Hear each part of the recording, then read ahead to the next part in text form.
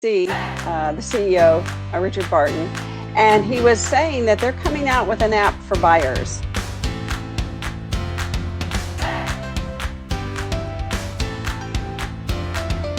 Max. Good morning, everybody. Welcome to the Saturday morning real estate marketing show with Ruthie Rocks Ruth Allbrand, and I am Marketing Max. This is episode number 100.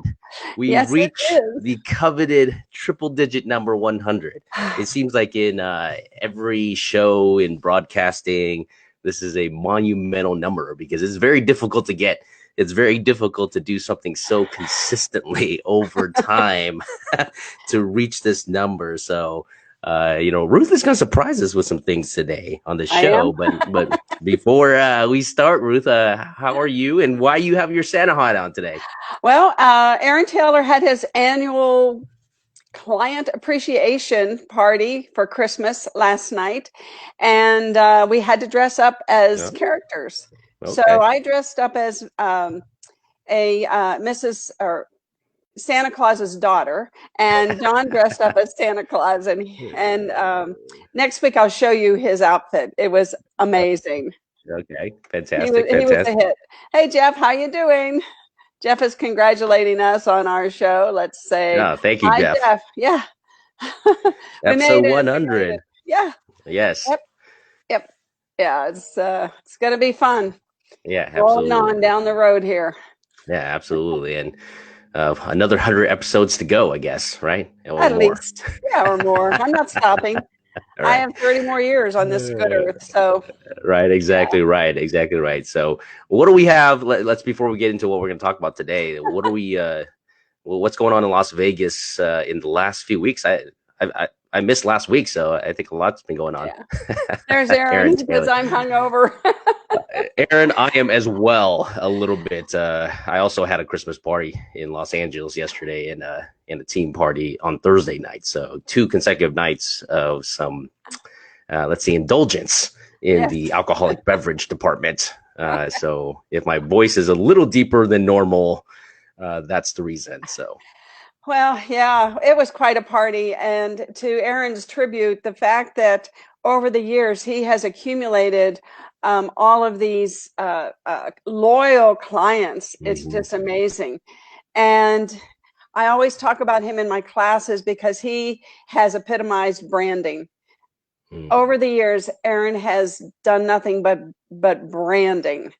Right. Well, he really got on the front of the bandwagon on doing that in his particular niche in his business, and to be able to corner and be known as the real estate guy, right? Literally, you can take that nationally too, because I don't think anybody, we're just in our local market, but it's over.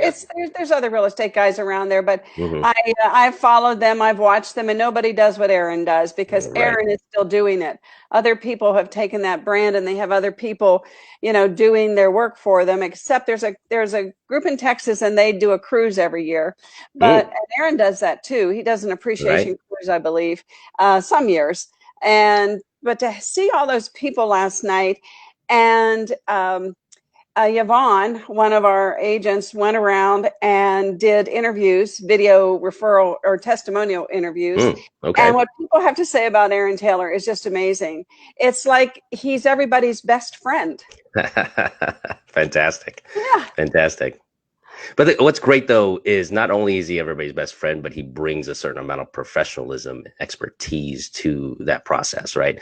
One of the things that, some salespeople, just in general, in different, industries make the mistake of is they put the friendship in front of the professionalism and the expertise. And I don't think Aaron does that based on, the interactions we've had with him and his entire process of how he does a listing presentation. I like the fact that whether you're his 20-year-old friend or 50, you've known him 50 years, he goes in with the same type of preparation and professionalism in his presentation. And that's the key difference I see him versus, the other people who are loved, but they don't necessarily close any business. Well, and also last year, I just want to let's segue a little bit. Aaron has been able to maintain his spot in number of transactions consistently with last year's numbers, even though the iBuyer platforms are now, they're creeping up into the top 10. Mm-hmm. And Aaron's maintaining his number of transactions and his volume, unlike Aaron, you're doing this unlike all the other people that were in the top 10 a year ago. So, it's proof of the pudding. Aaron does everything the right way, and he does it for the right reasons, and it's Right. working. Yeah, absolutely. And as you were, every time I hear Aaron Taylor's name, I hear his jingle in my head now. That's how powerful his brand is. Absolutely. All right. Yeah, it's worked over the years, Yeah. and Aaron's always out in front of people, and he's always giving back, and he has branded himself so well, and the numbers speak for themselves. And let's get into the numbers for a minute. Yeah, let's do that. By the way, Aaron, I sent you my MLS chart that shows that in Las Vegas, we sell our homes and we get our homes off the market in less than 30 days. Aaron was questioning that the other day when we were talking about Zillow. Zillow offering, quick closes and things like that, and eliminate all the inconvenience. But Aaron was amazed to see that, in our market, at the average price point of 300 to 325,000, that our properties only stay on the market less than 30 days. So the inconvenience to the seller is not as great, perhaps, as it is in other markets. They're in 21 markets right now, these iBuyer platforms, scheduled to be in at least another 20 next year. So these guys aren't going away, and we have to continue to stay in front of them and keep and keep our real estate industry alive. Yeah. So yeah, and that's something, every real estate agent, as part of their job, needs to educate their prospects and their listing appointments. Like if you're looking for money fast, you're not necessarily getting it that much faster by going through the iBuyer, right? And are you willing to sacrifice a big chunk of potential, equity to do that, to save a week or two? And most of the time, I would argue that that's probably not worth it for most people. Not at this point. But like I told everybody a few shows back, Inman had a panel, and on the panel, they had the major iBuyer platforms, except Zillow did not accept the invitation to be there. But they all said that they're willing to lose money for 2 to 3 years, and their investors understand that. Now, Zillow is not one of the people that's heavily leveraged like some of these other iBuyer platforms. But what they're saying is that their goal is, once they get the market's attention and they become branded out there, that they will compete with giving the homeowner the best value that they can, competing against our market, our commissions and our percentage that we get. Typically, a home is 7%. The cost is 7% to sell a home, 1% of regular closing costs, and then 6% commission. And now, of course, that's sliding back a little bit to 5%. But in any event, the iBuyer platforms are twice that. And the real rub about the iBuyer platforms is, like, the average home today is $326,000. Well, they'll take 32,000 of that in addition to the 7 or 6%. Oh, really? Oh, because of because when I do the numbers, that's about what it works out to. So you're giving up 32,000 in equity, right? And and just so everybody can understand what's happening out there, because it's very subtle. If you remember Blockbuster, and who would have thought, right? Who would have thought that all these huge stores, all these retail centers would lose this huge amount of space, and Blockbuster would go out of business? And Zillow is poised to basically do the same thing with real estate. That Richard Barton, who is the CEO of Zillow, also was the founder and CEO of Expedia. And what he did was he put a lot of the airline reservationists out of business. So he's scheduled to, he's on flight to do the same thing. Right. So before we get into that, let me just tell you a little bit about the stats, though. Mhm. We're kind of jumping all over the place. It's probably because we both Right. had a little bit too much Christmas last night. Right. But anyway, so we've got the sales this year, 38,000, with the average price of 326,000, and that's 112 sales a day.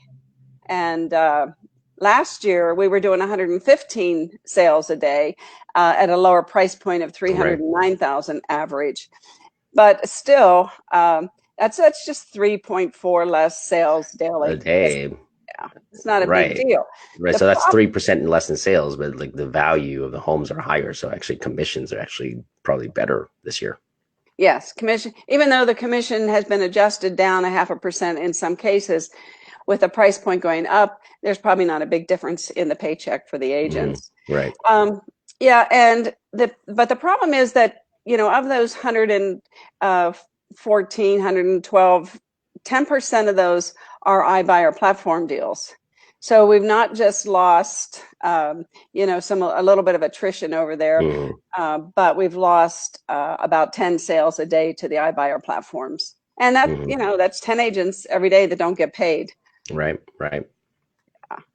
And like I was saying earlier, in 2018, the iBuyer platforms were in 3 in the top 10 of total transactions.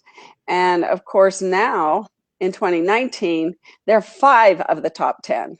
Wow.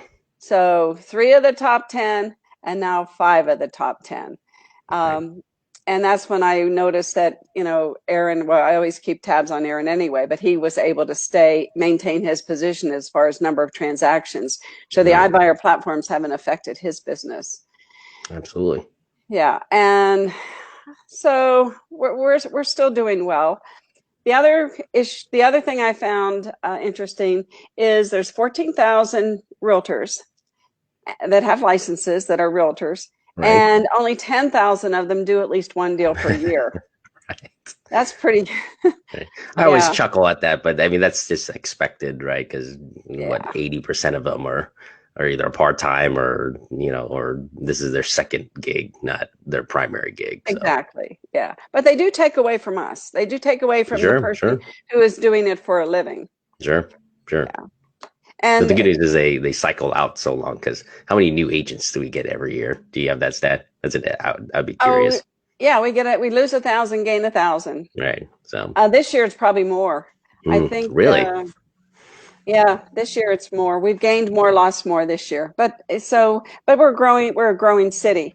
right. Let me So make a that's good. comment real quick about your Expedia CEO question. And you're absolutely right. He disrupted that industry, but one thing he didn't do, he did not eliminate the travel agent. Right. I mean, really, Expedia was supposed to be the intermediary between, obviously the properties and the end consumer. And travel agents for a while there were being heavily disrupted. But I can tell you right now, as now that market's pretty much matured and that industry matured, there are still travel agents making money now, Oh right? yeah, And the ones that are making money are providing additional value on top of just yes, booking a room or booking, yes, whatever, right? What they're doing is they're saving time. They're being a concierge service to the end client here, so yeah, that the client doesn't have to talk if there's issues with the arrangements. Expedia, you can't pick up the phone and call Expedia and get really good service to help you resolve maybe a delay or a conflict in scheduling. And that's where the professional travel agent comes in, and they're still alive and thriving. And that yeah, industry is probably about to grow here through the millennial age, doing so much travel here, and they want that personalized service. And when you start, anytime a consumer spends two, three, four, 5,000, 6,000, $10,000 on something, uh, they want to make sure their experience is good, yeah. right? And so the real estate industry, I know, I mean, I know Ruth and I talk about this kind of like doom and gloom, watch out type of deal. But what we're saying is, the people like Aaron Taylor who've done a magnificent job of branding themselves and building a reputation out there, where he's just not someone that, is going to list your house on the MLS and then walk away and do nothing. Exactly. Right? He's building his own personal brand. He has a certain process in place, and he does a really good job of maintaining relationships and providing value at the highest level. And that's what's going to be required to survive, not to just make money, but to survive in this industry. And that's what Ruth is really talking about, because there are some giant players entering the market, and they've been doing so, right? Much like Netflix did to Blockbuster. Everybody laughed. This online mail delivery system of DVDs, that's going to be a fad. Well, not a fad. No, not quite. So even Wayne Huizenga, I think, was the owner of Blockbuster. Yes. He was unfortunately completely caught off guard with that transition. Well, and to that point, there was a very disturbing video that I'm going to put the link to it, where the president was on MSNBC, the CEO, Richard Barton, and he was saying that they're coming out with an app for buyers. And they already have a transaction platform for the buyer. They have a mortgage company for the buyer. Now they have a title company for the buyer. They have a moving company for the buyer. And they're going to also get into the installation of telecommunications equipment for the buyer's new home. So they are truly going to be offering a lot of service, one-stop shop in the future. And the app is going to be on the phone. They're already going to know the stats on the iBuyer, the buyer, I should say.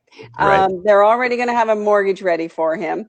And they're going to be able to enter the home with the app, which I know, that's pretty much not a new thing. But the fact that Zillow is taking this position, and they see where, if you watch the video, please watch it more than once. It's very short, but he basically says that he is going to do to real estate what they did with what Netflix did to Blockbuster.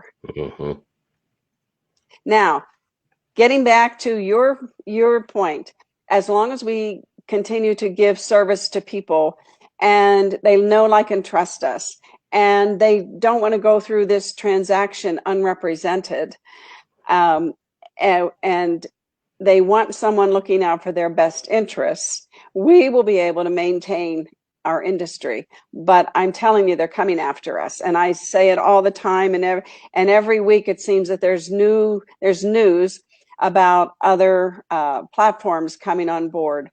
Keller Williams now has one. Coldwell has reinvented theirs. That's called what did we say last year? Real Sure. I think that was a couple weeks ago. Right. But it's not going away, and branding becomes more and more important. That's why I'm always so happy to know what Aaron does, that I can share with people, and Aaron shares what he does with our agents. And staying in front of people is just paramount now. You have to do it. And to Gary V's point, you have to be posting 50 pieces of content a day to stay in front of people. And in class, we show people how to do that. I have to tell you, we have now got that down to a science for our students and agents who take the class. Right. Fantastic. Yeah. It really boils down to, one of the things I would love for you and Agent Formula and the social team to do is, we've been talking about the iBuyer platform for a year and a half now. Yes. Right. Nice. A year and a half. That's how long it's been. And I would like to see a breakdown of the psychology of why a buyer, like almost every reason, as many reasons as we can possibly list on why a seller would use the iBuyer to list, and why a buyer would use the app in order to work with Zillow to buy a house, right? What is the drivers? I know part of it is time and convenience, right? Those are the two obvious things, but I think we need to go a little deeper, one or two levels down, on understanding what is it about saving time, or what is it about the convenience of it, right? What is it about? Why are they willing to give up so much equity on the listing side in order to capture, a week or two in time savings, right? And really dissect that. And one of the things I urge all real estate agents to do is, part of understanding and becoming a professional is not only understanding your product, but understanding your client and the reasons why they make the decisions. And maybe part of the next 30, 60, 90 days as you go into the marketplace, even when you don't, win a listing, and even when you do, I would ask and start, one, educating the client and the borrower of the new changes that are coming, but two, be ahead of it, and then, pro your clients on why they would even consider something like that. So, because once you kind of reach and understand the reason why people do certain things, then you can solve that problem, right? Yes. You can solve that problem and then create marketing messages to stay in front of people that are more relevant, that answer and provide solutions to that problem. And that's the change of social media coming, right? Is I've told you that, this for the last year and a half too, is like the days of us, real estate agents going on there and like, hey, look at me, I just sold this house and blah, blah, blah. I mean, people don't care. The effectiveness of that is, dwindling to, minuscule amounts right now. So, but in the long run, what doesn't ever change is that if you solve a problem that the client is currently thinking, right, they will pay attention. But yeah, and like Lisa says, communication, education, and together controlling the process is always the key. And I agree with that, Lisa, but I ask everybody to just ponder the idea that Zillow is looking to provide more and more, and eventually it will be in total competition with what our price point is on the commission and the cost of the sale. Where they're headed is to provide a mortgage as well. If you use Zillow, you're going to get perhaps a better rate. You don't know where they're headed. They're going to install your communications, your internet, your whatever communication that you want. Maybe they'll provide a security system. They are going after this market because if you listen to here, I'm gonna put this up real quick. If you go to CNBC, I'm sure you can Zillow this anyway, but that's the URL to watch the video. And Richard Barton says very clearly that they are going to provide more than anybody can provide in this transaction, and they are going to bridge the chasm just like Netflix did. And that is scary. It is scary because at some point, a buyer is going to say, well, look what I'm going to get from using Zillow. Can you offer me the same thing? Or the things that you are offering me, are they comparable or trade-off so that I would rather use you than Zillow? So we have definitely got to get into the psychology of this, Max, so that we can properly educate the consumer. And mortgage companies may have to adjust, because if they are and they're going to have to get very competitive with Zillow. Absolutely. And I got to say, I mean, we shouldn't be sitting back and go, shame on Zillow. No. Right. The only reason why they're seeing some success and traction is because the consumer is demanding it. The consumer behavior is changing towards it. Right. We can't fight this. Yeah. This is happening, whether we like it or not. It's happening.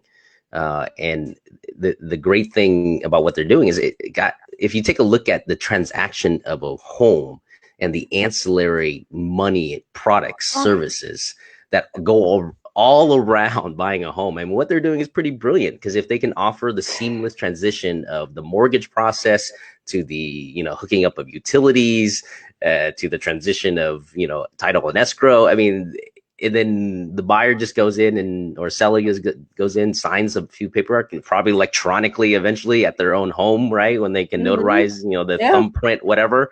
It's a compelling offer. Right. It is.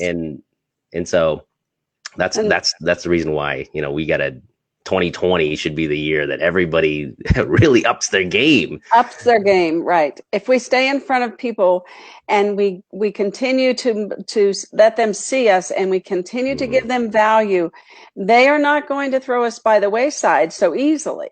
Right. Now, they may be tempted down the road. Zillow's going to come out with this app. Their stock went up 25% when they announced it. Their stock was up 25% this year, but it took a surge when they announced this app that's on the table to be, right. You know, he's very, the CEO of Zillow is very sly. He was acting like this isn't going to happen tomorrow, but it is going to happen it's tomorrow. Happening. To date, I don't really believe anything he right. says. He's actually right. He's actually right. It's not happening tomorrow. It's already happened. Right. He's actually telling the truth. It has already happened. Right. Yeah. So, it's going to be interesting. I know one of the big advocates for Zillow, you know, one of the bigger coaches in the real estate industry. I mean, I think about 2 years ago, I did an interview with the CEO or the president of the retail arm or whatever. And it'll be interesting to see if he does another interview, because he's been a very big advocate of, you know, real estate agents working with Zillow and doing that. So it'll be interesting how that turns about. Yeah. Well, he said this is just the start in the online real estate disruptors evolution. So, I mean, he made that statement right in the interview. So, and then, you know, Zillow Offers is just the beginning. He said that. And he said that Zillow Offers was not the company's last attempt in transforming the home buying process. So, I mean, he's there. He's there. You know, and he says, here's a quote. He says, "We dream one day of you having an almost trade-in experience with your house. Zillow is investing in areas like mortgages, home titles, integrated digital platforms, and it will be seamless." I mean, that's a quote he's saying. You've got to watch the video, everybody. You know, you just have to watch the video. It's an eye-opener. And in any event, let's move on. Yeah, moving on. So I'm curious, you know, I talked about it. I think the series over the next few weeks here going into new year, like I shared with you, Ruth, is I think we talk about certain strategies, you know, let's put a comprehensive plan together for people. Right. And I think we're going to work that out here in the next few weeks here to offer you, like, you know, how do you, one of the best things that I'm actually starting to read a book called Atomic Habits, thanks to my buddy Michael Devellano out of LA, and he talks about how, you know, we can talk about a goal. Goals are great to have as a beacon to where we want to go, but you don't want to spend time thinking about the goal all the time and not doing anything, right? So the key is to focus on the daily habits, the daily decisions, and the daily actions that map towards you getting closer to that goal, and focusing and refining that process along the way, right? So, I mean, so, you know, here in this show, we have talked a lot about, you know, this higher level stuff, but what I want to bring to the community is, you know, like, now that we know that there's this challenge out there, right? And it's just a challenge, right? And for those who want to step up to the challenge and do whatever it takes to succeed and win, I mean, you're going to win. If you're willing to lay down your life for anything, guess what? The universe, life, you know, your higher power is going to give it to you, whatever you believe in, right? If you're willing to give your life for it. And really, the industry is heading that way, where it's going to require you to do that, right? And are you up to the challenge? And we want to give you tools, right, where you can implement, like, on a daily basis, like today, tomorrow, you know, every hour, so that you can be successful in 2020. So stay tuned for that in the coming shows. Yes, we have that in the works, so it will be. And to that point, Max, I want to invite everybody to join my group, and I'm always putting valuable information on in the group. So let's see if I have it here. It's Social Media Strategy Academy Wannabe Millionaires. That's the name of the group. And I just put a downloadable guide for people who want to know about the $24 billion worth of projects going on in Las Vegas, and about the states, the top 4 states that are coming to Las Vegas, Florida, Texas, if you believe some of the East Coast states coming now, of course, California. Sure. And Utah. So anyway, and there's a list of 12 of the top states that are moving here, because when you target your marketing, it's always good to know what your goal is, what you're aiming at. Exactly. And it has a lot of valuable information about the $24 billion worth of projects. And some of these are casinos. Some of them are transportation here from California to here. And it all bespeaks of a vibrant economy that we're going to have. And I'm saying this because, and one of the things, to your point, we are a destination. We have 4,000 people moving here every month. Those people, we have an opportunity to grab them before Zillow or these other iBuyer platforms grab them, because they are on social media. And if we are there and we're targeting them and we're offering them guides and information, then and job listings like our website does, and we can grab them before these huge platforms grab them. And I think there's an opportunity there that and 4,000 people, I think it's up to 4,700 people now. We can basically, if we're selling 3,300 homes a month, we can really, and those people, most of those people are coming from, other places. We have such an opportunity that I want people to understand that and not be dismayed by the disruption that these platforms are trying to do to us. And if you join the group, Social Media Strategy Academy, Wannabe Millionaires. At the time when I created the group a couple years ago, I made the name too long, and now I can't change it. But it is what it is. Right. But I'm always posting valuable information, and now Facebook is allowing us to offer downloadable material. Content, so I'm really excited about that, because I have a whole presentation on an iBuyer platform, a PowerPoint that you can download and make part of your listing presentation and educate your sellers on the difference in what they'll put in their pocket. So again, adding value to everybody. And Lisa, I appreciate your comment. Let's see. Lisa's always got some interesting things to say. You have to be you, completely authentic, and do what you do best. This is and always has been a great life. If you don't weaken. Exactly. And that's what I'm saying. And we have to see where the puck is going. Well, the puck is going to buyers coming here from all over the country. And so that's where we need to go. Right. And I think that's some key piece of information that people really need to think about. Right. The landscape's changing. And, what is nothing is constant other than death and taxes and change. And change, right. All right. And change. Right. And so, we can't fight the change. It's like swimming against the tide. Yeah. And the tide is coming in, and we just got to ride the wave in. Yes. Right. And so, let's utilize the momentum that these companies are, building here for a new way of doing business in real estate. And let's figure out what they're trying to figure out, which is psychology and behavioral patterns of why consumers do what they do. And then get in front of them, and then maybe use some of their momentum. Start paying attention to their marketing, what they're saying, how they're saying it, where the key points, because they've spent hundreds of millions of dollars probably in research already for you, right? And if you pay attention to how they're coming out and marketing themselves, you'll understand the points that they're pointing out, and then you got to put your own spin and your own value proposition against that. So here's one way to begin. Next Friday, December 13th, from 10 to 1, Jimmy Degg will be doing a CE class on agency, which is a required class for continuing education. And it's going to be on agency, and it's, do you work for your client? Well, prove it. And I love it because it segues right into what you're saying. If you come to the class, there's a limited seating. We can only seat 30 people, but if you go to agentformula.com/training and sign up right away, you'll get a seat. Anyway, it's a good class, so that what you need to do is take away what the takeaway needs to be what Max is saying. Prove your value, show people that why they want to use you and be represented.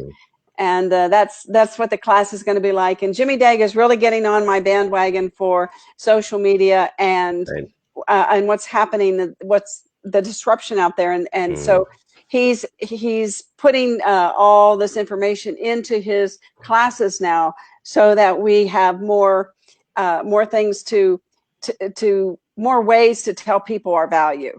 Sure. And I look at another industry that obviously, Netflix and the online streaming affected, which was the physical movie theater industry, right? They had to evolve as well. That's why now, they got it right. People still want to go to the movies. Yes. I don't want to just watch, like a blockbuster movie at home necessarily, because now I have an 8-year-old kid that can't keep quiet. And since he's at home, he just runs amok.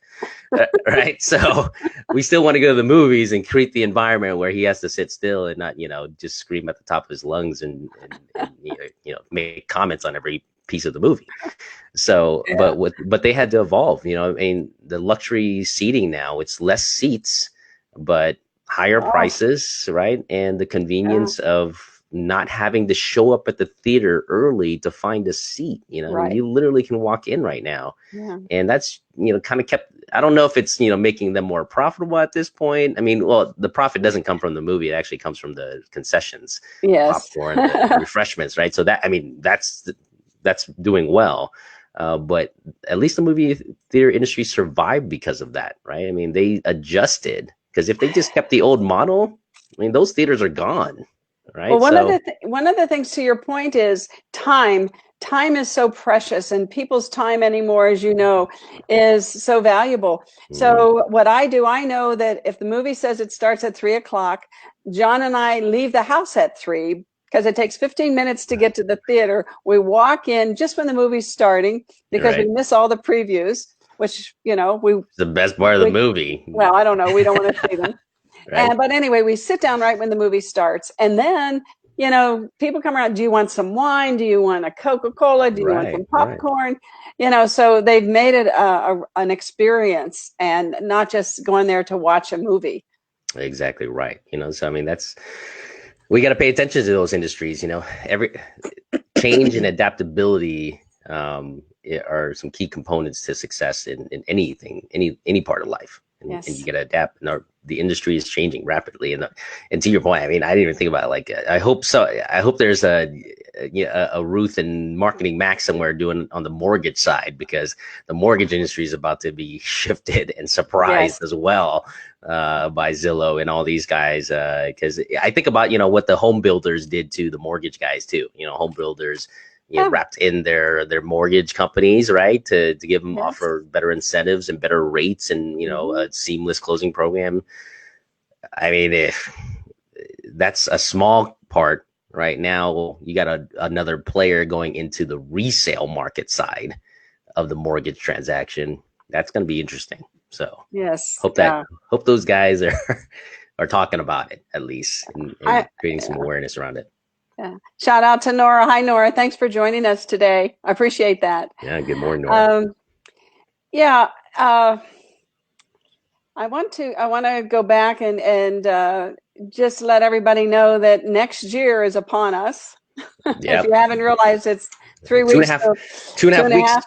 Right. Actually, probably 3 weeks. It feels like 2.5, but it's about 3 weeks. It's right there. And our next social media class is January the 8th, 9th, and 10th from 10 to 2. At 8400 West Sahara, which is now the Be Social Savvy Training Center. Our sign is up. It's just, everybody loves the sign. We have the B up there. And we're real excited about all the classes that we're having now. Right. Jimmy Dague is going to be a regular. Right now, he's just doing one required CE course a month. And in 2020, he'll be doing 2.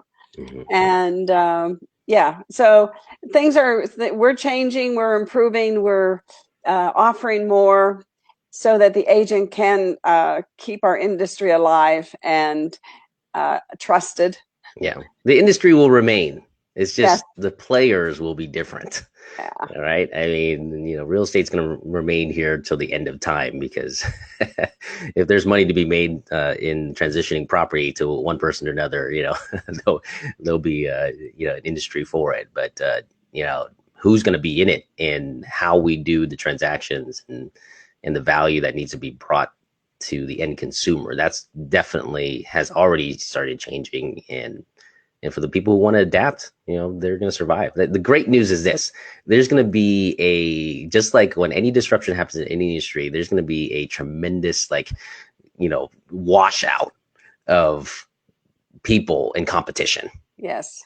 Right. So it presents a huge opportunity for the people that are willing to stay ahead of the puck here and get in front and provide value, build a great brand like, Aaron has. And so there's some opportunity ahead here for the people who want to take it. Well, and the people, when you look at the $24 billion worth of projects coming online in our city in the next couple years, we are so fortunate. And because people are going to continue to be buying homes here. Mm-hmm. And last week we shared a stat with everybody, that there's over 700,000 homes that are a huge percentage of them are free and clear. And we had a show last week. I don't know if you had time to watch it, Max, but it was about how we are bubble proof. Because there's so much, 20% of the people or a huge percentage of the people have 20% equity in their home. Right. And then there's another huge percentage that own their homes free and clear. Right. So we're pretty much bubble proof. And then with all the projects coming online and the people coming here, and we need to take advantage of this time in our life because things change. Mm-hmm. And I always, when I talk to new agents that are in their 20s, I said, you haven't been kicked to the curb yet. You really don't know. You really don't know what happens when the market crashes. And I don't see that happening here. So I think we need to take huge advantage of it. Right. I think we're going to be Texas in the next downturn in the market here. During the 2008-09 market real estate downturn, Texas didn't really feel the effects of it really at all because their pricing was just right. A lot of people had equity. And in Texas, you could not refinance your house and take more than 80% out of equity out.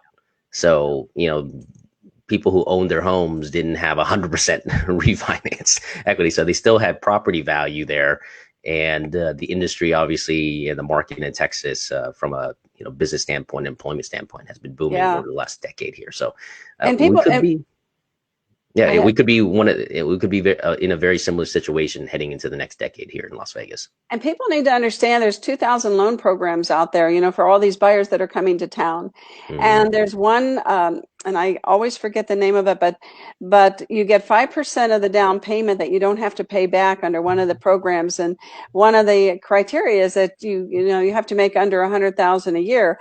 And the average household income in Vegas is $75,000 a year. So we're really primed for that program. I'm sure that there's a cap on it, but as far as how many people they can do that for, because they don't have to pay back the 5%. Right. But you still get that 5% equity. And like next year, if we appreciate at the normal rate of 5%, the homes are going to go up $18,000. So not only did you just get 5%, which is $18,000, you got another 5%. Now you've got $36,000 worth of equity in your home, which makes you, in there with more than 10% of equity. Right. No, absolutely. Lots of good things. Yeah, here's some exciting news, and we always like to end the show on a high notes, right? Yes. Like at the end to give people something to look forward to, and the millennial generation's entering their consumption years is what we call it, right? They're now starting to settle down, and have families and have kids, and if anybody that's ever had kids out there, consumption like skyrockets. You start spending money like water. And so, I mean, we're going to probably go through an economic boom like we did, the baby boomers, which you're part of the generation here, Ruth, largest generation, they entered right around that 35, 40 age range in 1978, like the early part of it. So it's 1978. And look what happened in 1980, 1990, and 2000. Right, when they started consuming at the highest level here. And now the millennial generation, which is, from 1980, born 1987, 85, something like that, onwards here, they're about to enter this 35, 40 age range, getting married, having families, Yes. right, in the next 5 to 10 years. And they're bigger than the baby boomers. Yes. Right? I think by almost 10, 20%. And so, we could see a recession here in the next 3-5 years, but after that, we're going to go through an economic boom like we did when the baby boomers hit. Yes. And so the point of me telling you that is that, one, look, there's something for all of us to look forward from an economic standpoint, but two, obviously the behaviors and buying habits of these millennials are much different than what we've been, accustomed to with the baby boomers. And so we got to adjust, right? Exactly. We got to adjust. Darwin's theory of evolution is not, everybody think it's natural selection, like the fittest survive, right? That's the myth of the Darwin evolution that everybody believes in. It's not, Darwin's theory of evolution is not the fittest survive. It's actually the ones that are most adaptive survive. Exactly.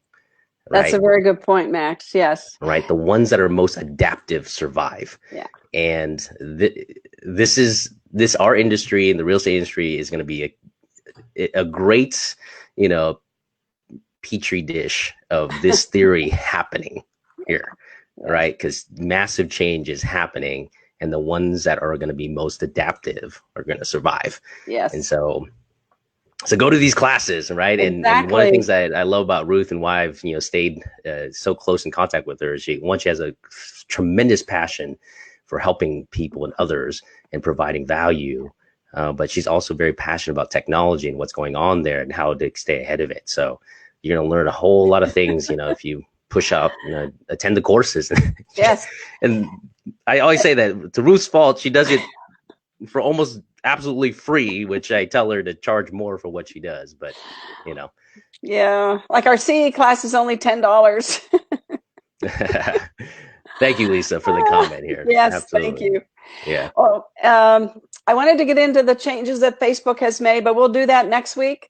Yeah, absolutely. Yes, they made some changes, and we've got some workarounds for those changes. So we'll stay tuned next week, and that's what we'll talk about, Max. All right, fantastic. Yeah, and join us for episode 101 next week. 101. Start of a new century of shows. We appreciate all the viewers. We had over 800 people play through our video last week, so that was a benchmark or a first time.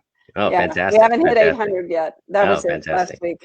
Yeah. Fantastic. So that's fantastic. Max, you bring so much. I appreciate you so much.